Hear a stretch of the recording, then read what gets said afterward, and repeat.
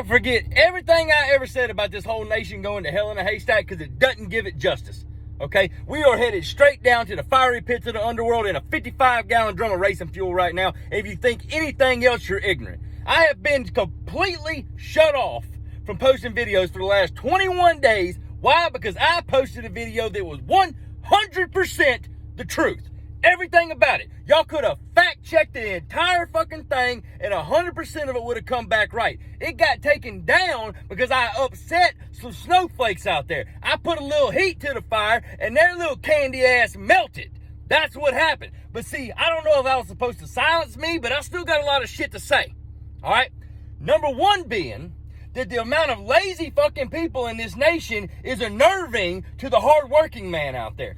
So let's just say this, and I'm not picking on the people who got a stimulus check. I'm really not, okay? There's a lot of families out there that probably needed that stimulus check in order to help their families. That does not solidify the fact of all these people out there that are squirting out 11 kids in order to get the big-time financial aid checks in. It also doesn't even take away from the fact that on the day the check hit, it just so happens that Walmart doesn't have any 60-inch plasma screens anymore.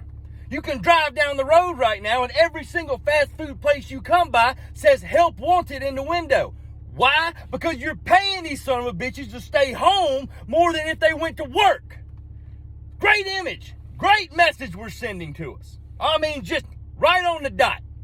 100% fantastic. And then on top of that, you got this whole thing with the guns. They're trying to pass the initiative to where it's going to be an act of Congress to own a gun in this nation. Okay, stop right there.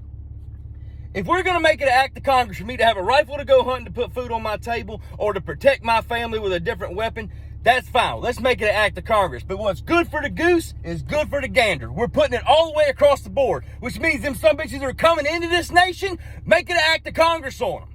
Make it hard on them to where if they want to come into this nation, they'll go through the proper channels in order to get into this nation. And here's just an idea just off the top of my head. This might be a step in the right direction from where we need to go. Let's just require some IDs when you vote.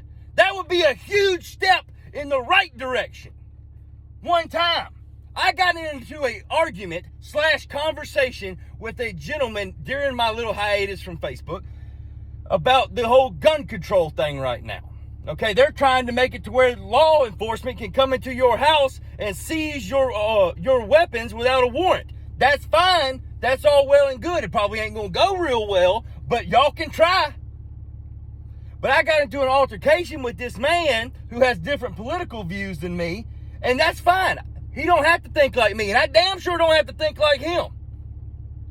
He told me that his plan in order to fight gun violence was he was going to take all the guns that his dad left him and go surrender them in order to help fight gun violence. I looked at his dumb ass. I said, are you going to cut your dick off in order to fight rape too?